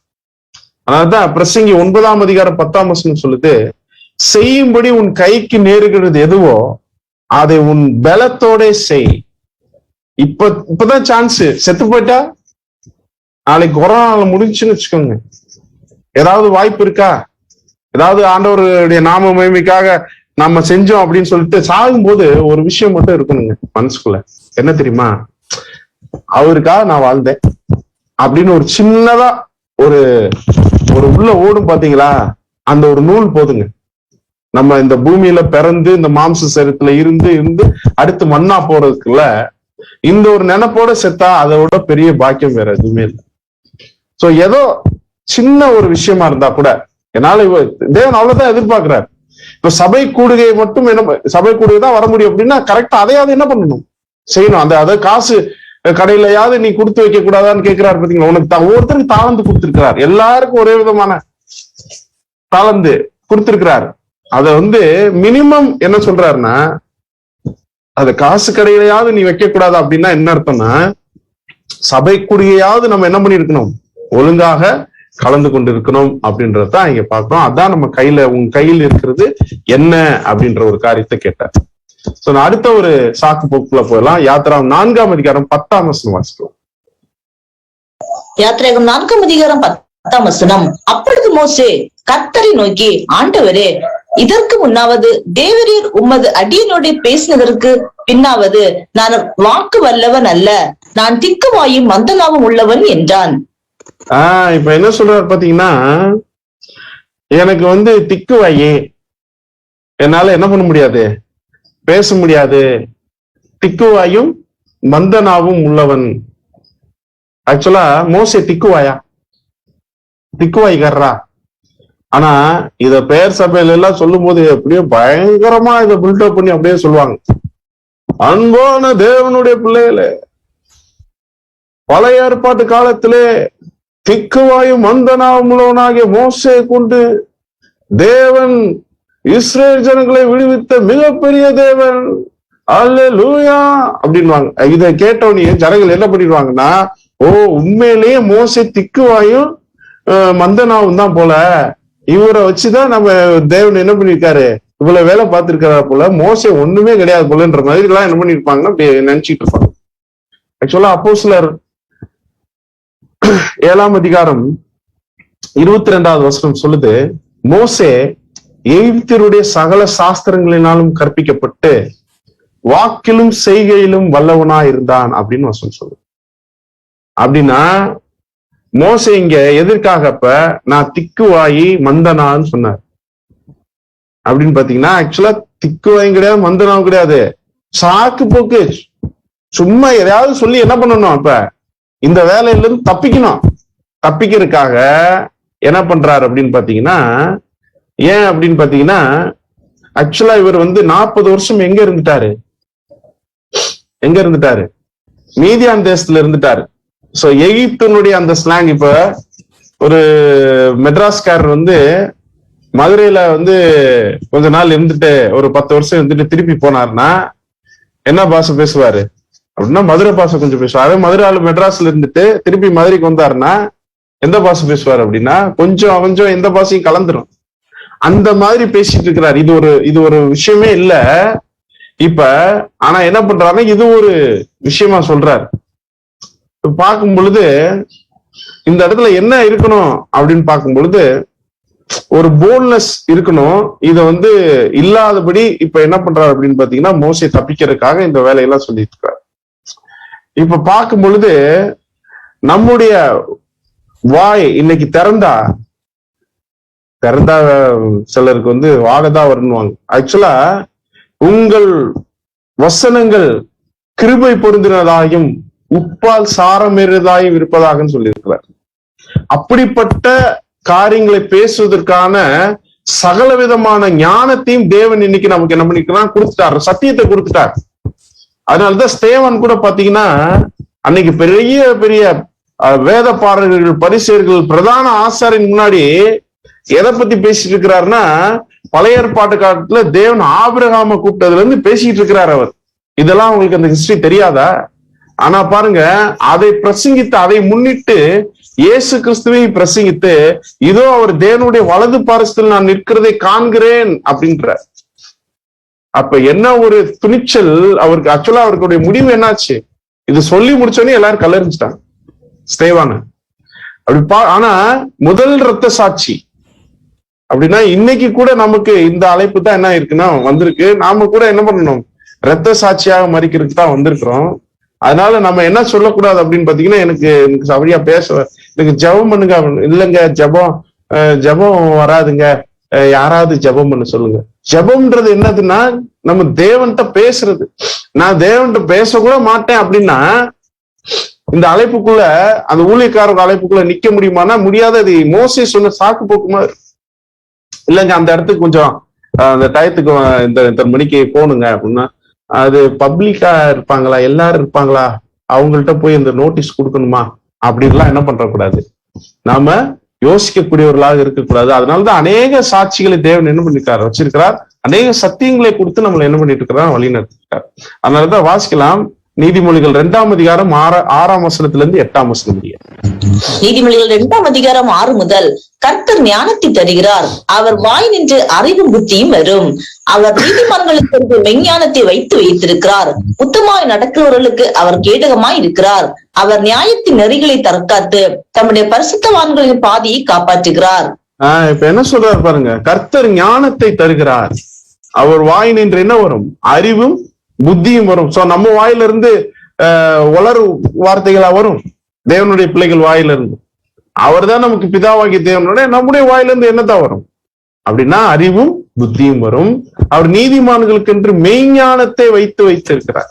சோ மெய்ஞானத்தை கொடுத்திருக்கிறார். இன்னைக்கு தேவன் மகா பெரிதர் ரகசியம் சத்தியத்தை கொடுத்திருக்கிறார். சங்கீதம் 81ஆம் சங்கீதம் 10ஆம் வசனம் வாசிக்கலாம். உன்னை எகிப்து தேசத்திலிருந்து புறப்பட பண்ணின உன் தேவனாகிய கர்த்தர் நானே. உன் வாயை விரிவாய் திற, நான் அதை நிரப்புவேன். திக்குவாய் மந்தனால் சொல்லாது, எப்படி பேசணும்னு சொல்லாதீங்க. அதனாலதான் அந்த சகோதரியோட எக்ஸாம்பிள் பார்த்தோம்.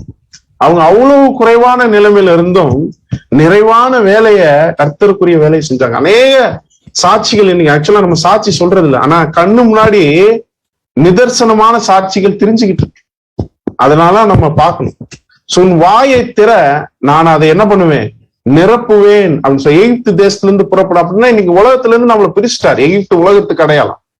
உலகத்துல இருந்து நம்ம பிரிச்ச பின்னாடி இப்ப நம்மள என்ன பண்றாருன்னா, அதனால்தான் உங்களுடைய வார்த்தைகள் கிடைத்த உடனே அவைகளை நான் உட்கொண்டேன் அப்படின்னு சொல்றாரு. எரேமியா, எசேக்கியேல் தீர்க்கதரிசி எல்லாம் சொல்றாங்க. அப்படின்னா இன்னைக்கு அதிகப்படியான சத்தியத்தை கொடுத்து நம்மளை இன்னைக்கு என்ன பண்றாருன்னா வழி நடத்திட்டு இருக்கிறார். சோ நம்ம முதல்ல சொன்னாரு, என்ன சொன்னாரு, நான் எம்மாத்திரம் சொன்னாரு. சோ நம்ம கூட அப்படி கேட்டோம்னா தேவன் என்ன சொல்றாருன்னா, நான் உன் கூட இருக்கிறேன். சோ தகுதி யாரால உண்டாயிருக்கு, தேவனால என்ன இருக்கு, உண்டாயிருக்குன்னு பாருங்க. சோ ரெண்டாவது என்ன சொல்றாரு அப்படின்னு பாத்தீங்கன்னா, நான் என்ன சொல்லுவேன், என்ன சொல்லணும், ராஜ்யத்தின் சுவிசேஷம். அடுத்து என்ன சொல்றாரு, என்னை நம்ப மாட்டாங்க அப்படின்னா தேவன் ஒவ்வொருத்தருக்கும் ஒரு தாளந்து என்ன பண்ணிருக்கிறார், அவர் கொடுத்திருக்கிறார். நிச்சயமாக அதை பயன்படுத்தி பரிசுத்தாவியை கொண்டு நம்மளை என்ன பண்ண போறார் அப்படின்னா செயல்படுத்த போறார். கண்டிப்பா அவர் சித்தம் கொண்டு அவர் முன்குறித்த பிள்ளைகள் நிச்சயமாக நம் மூலியமாக சத்தியத்துக்கு வருவாங்க. அடுத்து பார்க்கும் பொழுது, நான் திக்குவாயும் மந்தனாவும் நான் நம்முடைய வாயை என்ன பண்றார், திறந்து அவருடைய மெய் ஞானத்தை, அவருடைய சத்தியத்தை போஷிக்கக்கூடியவராக இருக்கிறார். அதுலயே நீதிமொழிகள் 31ல 26 வாசிக்கலாம். ஒரு நிமிஷம், இது வந்து நம்ம ஏற்கனவே இந்த நீதிமொழிகள் 31 பார்த்திருக்கிறோம். குணசாலியான ஸ்திரீ அப்படின்னு ஒரு பாடத்துல. அதாவது இந்த குணசாலியான ஸ்திரீ யாருக்கு அடையாளம்னா சபை நமக்கு அடையாளம். சோ இவங்க எப்படிப்பட்டவங்களா இருக்கிறாங்கன்னு வசனம் சொல்லுது அப்படின்னா, தன் வாயை ஞானம் விளங்க திறக்கிறாள். வாசிங்க. தன் வாயை ஞான விளங்கு திறக்கிறாள், தயவுள்ள போதகம் அவள் நாவின் மேல் இருக்கிறது. வாயை திறந்தா என்ன இருக்கும், ஞானம் விளங்குது. தயையுள்ள போதகம் அவள் நாவின் மேல் இருக்கிறது அப்படின்ற ஒரு விஷயத்தை பார்க்கணும். சோ எனவே அன்புக்குரிய சகோதரர்களே, எண்ணத்தை பேசுவோம், எண்ணத்தை எப்படி எதை பத்தி என்ன பண்ண வேண்டியதில்லை, கவலைப்பட வேண்டியதில்லை. அவர் நம்ம மேல் கொடுத்திருக்கிற அந்த ஒரு வல்லமை பரிசுத்த ஆவி நம்ம நிச்சயமாக போதிக்கும் அப்படின்றது எந்த வித ஐயமும் இல்லை. கடைசி இவ்வளவு சொல்லிட்டு, இவ்வளவு பேசிட்டார் மோசிக்கிட்ட, நான் இருக்கிறேன், பாவம் கூட இருக்கிறேன் அப்படின்னு எல்லாம் சொல்லிட்டார். சொல்லி முடிச்சோன்னையும் 5வதா மோசே என்ன தெரியுமா சொன்னார், வாசிக்கலாம். யாத்ராகமம் 4ஆம் அதிகாரம் 13வது வசனம். யாத்திரைகம் 4ஆம் அதிகாரம் 13ஆம் வசனம். அதற்கு அவன், ஆண்டவரே, நீர் அனுப்ப சித்தமா இருக்கிற யாரை ஆகிலும் அனுப்பும் என்றான். எப்படி இருக்கு கொஞ்சம் யோசித்து பாரு. நீர் அனுப்ப சித்தமா இருக்கிற இல்லைங்க, சரியா வருங்க, வேற யாராவது அனுப்புங்க அப்படின்னு சொன்னா எப்படி இருக்கும்.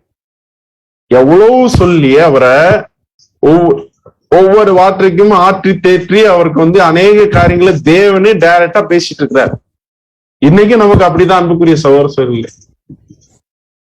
இந்த பைபிள் கிளாஸ் நடக்குது சும்மா அவர் சொன்னார்ல, முச்செடி எப்படிப்பா வெந்து போகாம இருக்குன்னு பார்க்க வந்த மாதிரி சிலர் நினைக்கலாம். இந்த பைபிள் கிளாஸ் நாங்க உள்ள வந்து பார்த்தா இவ்வூட்டு இருக்கு அப்படின்ற மாதிரி. கடைசியில என்ன சொல்லிட்டாரு பாருங்க, வேற யாரையாகிலும் நீங்க என்ன பண்ணுங்க அனுப்பு. ஆனா நல்லா யோசிச்சு பாருங்க, நம்முடைய ஆண்டவரா இயேசு கிறிஸ்து இந்த பூமிக்கு வந்தார் இல்லையா? அப்படி வரும்போது என்ன ஒரு சம்பாஷணை இருந்துச்சு அப்படின்னா, நம்ம ஏசாயா புஸ்தகத்தில் நம்ம ஏற்கனவே வாசிச்சிருக்கோம். பரலோகத்துல ஒரு கான்ஃபரன்ஸ் நடக்குது. பின்பு யார் நமது காரியமாய் போவார், பின்பு நான் யாரை அனுப்புவேன், யார் நமது காரியமாய் போவார் அப்படின்னு உரைக்கிற ஆண்டவருடைய சத்தத்தை கேட்டேன் அப்படின்னு சொல்லும்போது, இதோ அடியேன் இருக்கிறேன், என்னை அனுப்பும் அப்படின்னு சொன்னது இங்க யாருன்னா நம்முடைய ஆண்டவராகிய இயேசு கிறிஸ்து. பிதாவாகிய தேவன் நினைக்கதான் செஞ்சாரு.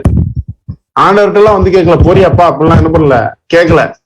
அதுக்கு ஆனா ஆண்டவர் என்ன சொன்னாரு, என்னை அனுப்பும். அதே மாதிரிதான் அவருடைய பிள்ளைகள் இருக்கணும் அன்புக்குரிய சகோதரர். இதோ நான் போறேன், இந்த வேலைக்கு என்ன பண்றேன், நான் போறேன் அப்படின்றது. அதான் சுயாதீனத்துல எடுக்கிற முடிவு, யாருடைய கம்பல்ஷனும் இல்லாம இந்த முடிவு எடுக்கணும் அன்புக்குரிய. இயேசு கிறிஸ்து எடுத்த மாதிரி நாமளும் எடுக்கணும். சோ இதைத்தான் தேவன் இன்னைக்கு நம்ம கிட்ட எதிர்பார்க்கிறார். தன்னுடைய குமாரன் மாதிரியே இந்த பூமியில நம்முடைய சித்தத்தை சேர்க்க யாராவது இருக்காங்களா? இதோ அடியேன் இருக்கிறேன், என்னை அனுப்பும் அப்படின்னு சொல்ற அந்த நம்மளுடைய இருதயத்தினுடைய அந்த ஒரு வாஞ்சி விருப்பத்தை தேவன் அறிய வடிவா நம்மளுடைய காரியம் இருக்கு. ஆனா இங்க மோசே என்ன சொல்றாரு, இல்லைங்க அது சரியா வராதுங்க, வேற யாராவது அனுப்புங்க அப்படின்னு சொல்லும் போது இப்ப என்னாச்சு வாசிக்கலாம். அடுத்த வசனம் யாத்திராகமம் 4ஆம் அதிகாரம் 14வது வசனம். யாத்திராகமம் 4ஆம் அதிகாரம் 14ஆம் வசனம். அப்பொழுது கர்த்தர் மோசேயின் மேல் கோபம் உண்டவராகி, லேவியனாகிய ஆரோன் உன் சகோதரன் அல்லவா, அவன் நன்றாய் பேசுகிறவன் என்று அறிவேன், அவன் சந்திக்க புறப்பட்டு வருகிறான், உன்னை காணும் போது அவன் இருதயம் மகிழும். இப்ப அந்த கர்த்தருக்கு என்ன வந்துருச்சு, மோசே மேல கோபம் வந்துருச்சு. பொறுத்து பார்த்தாரு, எல்லாம் சொல்லி என்ன பண்ணிட்டு இருக்கிறாரு, வேற யாராவது அனுப்புன்னு சொல்லும் போது இப்ப என்ன ஆயிடுச்சு அப்படின்னா கோபம் வந்துருச்சு. இப்ப தேவன் நம்ம மேல கோபப்பட்டாருன்னா என்ன? இது வந்து அநேகர் வந்து இது வந்து உடன்படிக்கை செய்து கொண்டவர்கள் கூட இல்ல, நிச்சயமா உடன்படிக்கை செய்து கொண்டவர்களுக்கு, செய்ய போறவங்களுக்கு இல்ல, செய்ய போறவங்களுக்கும் இதுல பாடம் இருக்கு. ஏன்னா எம்மாத்திரம் சொல்லிட்டு சிலர் வந்து இந்த உடன்படிக்கைக்குள்ள வரவே மாட்டாங்க.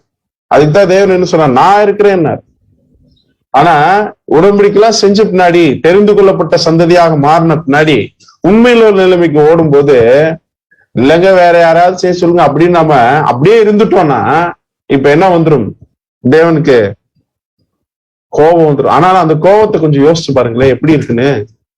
கோபப்பட்டு என்ன சொல்லிட்டாரு, உன்னுடைய சகோதரன் ஆரோன் இருக்காரு இல்லையா, அவர் நல்லா பேசுவார்ல, அவரையாவது கூட்டிட்டு போ.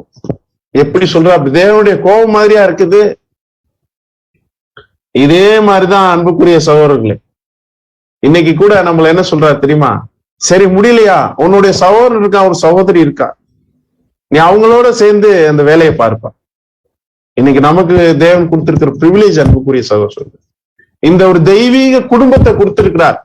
ஒவ்வொரு சகோதரர்களும் இன்னைக்கு யார் அப்படின்னு பாத்தீங்கன்னா ஆரோன் மாதிரி. ஆரோன் யாருக்கு அடையாளம், ஆண்டவராகிய இயேசு கிறிஸ்து அடையாளம். ஏன்னா அவர் பிரதான ஆசாரியன். இங்கேயும் ஒரு பிரதான ஆசாரியன் யார் அப்படின்னு பார்க்கும்போது நம்முடைய ஆண்டவராகிய இயேசு கிறிஸ்து. இங்க ஒவ்வொருத்தருக்கும் ஒவ்வொரு இயேசு கிறிஸ்து இல்லைங்க, அத்தனை இயேசு கிறிஸ்துக்களை சகோதரர்கள் கொடுத்திருப்பார். அதனால்தான் என்ன சொல்றாரு அப்படின்னா, நீ அவனோட பேசி அவன் வாயில் வார்த்தைகளை போடு, நான் உன் வாயிலும் அவன் வாயிலும் இருந்து நீங்கள் செய்ய வேண்டியதை உங்களுக்கு உணர்த்துவேன்.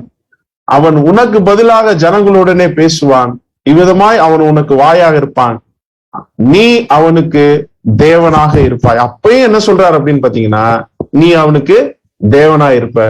சோ யாரையாவது கூட்டிட்டு போ, உன் சகோதரன் என்ன பண்ணிட்டு கூட்டிட்டு போ. புதிய ஏற்பாட்டு காலத்துல பாத்தீங்கன்னா அப்போஸ்தலருடைய வாழ்க்கையிலும் பாத்தீங்கன்னா அந்த சுவிசேஷம் அறிவிக்க போகும்போது ரெண்டு பேராதான் வந்து அநேகர் போயிருக்கிறத நம்ம பார்க்கணும். ஒரு ஊழியத்துல 2 பேர் போய் செய்யும் பொழுது அதோடைய அந்த ஒரு தாங்குதல், அந்த ஒரு சப்போர்ட், அந்த ஒரு யோசனை, இது எல்லாமே ரொம்ப பலப்படும்.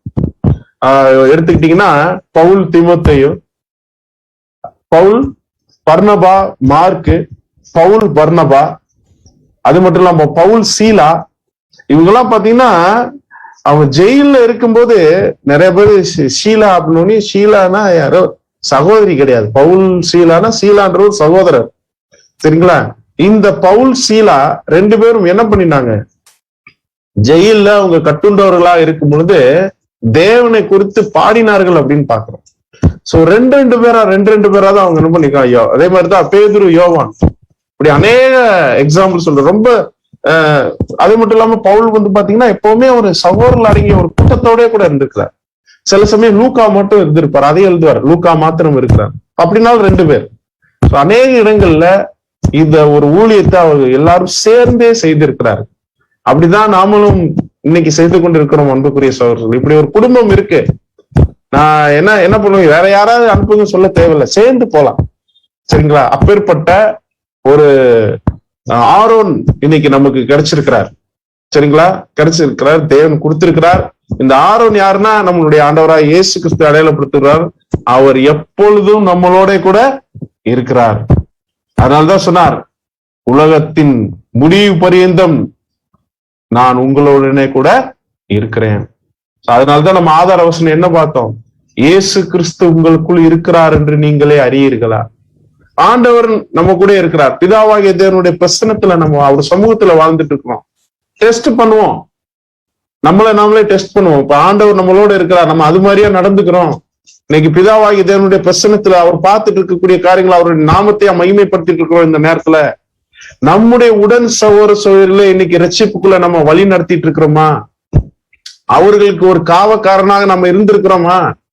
இதோ உலகத்திலும் பாபிலோனிலும் இருக்கக்கூடிய சீயோனை, தேவனுடைய பிள்ளைகளை மீட்டெடுப்பதற்காக நாம என்ன செய்து கொண்டிருக்கிறோம்? அது நாம கிறிஸ்து மாதிரியான ஒரு காரியங்களாக இருக்குதா அப்படின்னு சொல்லிட்டு நம்ம நிச்சயமாக என்ன பண்ணலாம், யோசித்து பார்க்கக்கூடிய, சோதித்து பார்க்கக்கூடிய பிள்ளைகளாக இருக்கும் பொழுது நிச்சயமாக நம்மளோட அவர் இருப்பார். அதனாலதான் இங்கே 2-3 பேர் நாமத்தினாலே கூடியிருக்கிறீர்களோ அங்கே அவர்கள் நடுவே நான் இருக்கிறேன்றார். சோ ஒரு முக்கியமான விஷயம், நம்மளுடைய சுய ரட்சிப்புன்னு ஒண்ணு இருக்கு. அதே சமயத்துல நாம மற்றவங்களுடைய ரட்சிப்புக்காக பாடுபடுறோம். ஏன்னா மோசே அவருக்காக ஒன்னும், அவருக்கு எந்த ஆசீர்வாதத்துக்காக தேவன் அவரை அழைக்கல. அவர் பிறருடைய ஆசீர்வாதம், பிறரை ரட்சிப்பதற்காக அழைக்கப்பட்டவர். இயேசு கிறிஸ்து அப்படித்தான், நாமளும் அப்படித்தான் இன்னைக்கு நமக்காக. அதனால்தான் ஒவ்வொருவனும் தனக்கானவைகளை அல்ல பிறருக்கானவைகளையே நோக்குவானாக அப்படின்னு தேவன் சொல்லியிருக்கார். சோ பிறருடைய நலத்திற்காக தான், அடுத்தவங்க நம்ம வாழ்க்கையே மற்றவங்களுக்காக தான் அன்புக்குரிய சகோதரர். சோ இப்பேற்பட்ட ஒரு தியாக வாழ்க்கையை நம்ம வாழ்வதற்காக தான் நாம கிறிஸ்துவின் பின்னால என்ன பண்ணிருக்கிறோம், ஒரு நல்ல ஒரு ஊழியக்காரர்களாக நாம ஒரு அடி எடுத்து வச்சிருக்கிறோம். சோ கலப்பையில் கை வைத்து விட்டு பின்னிட்டு திரும்பி பார்க்கிறவர் எவரும் தேவனுடைய ராஜ்யத்துக்குரியவர்கள் அல்ல. லோத்தின் மனைவியை நினைத்து கொள்ளுங்கள், வாங்க நான் உங்களோட இருக்கிறேன் அப்படின்ற. ஆனா எனவே அன்புக்குரிய சகோதரர்களே, இப்பேற்பட்ட பரிந்து பேசும் தவறிழித்திருந்தா கூட, தப்பு செஞ்சுட்டா கூட, ஏதாவது ஒரு இடத்துல ஸ்லிப் ஆயிட்டா கூட நமக்காக பரிந்து பேசுவதற்கு நம்முடைய ஆண்டவராய் இயேசு கிறிஸ்து இருக்கிறார். சோ தைரியமாய் அவருடைய கிருபாசந்த தண்டையிலே நாம் போய் சேர்ந்து தேவனுடைய ராஜ்யத்திலே என்றென்றும் சதா காலம் இருக்க தேவன் தாமே நம் அனைவரையும் ஆசீர்வதித்து வழி நடத்துவாராக. ஆமென்.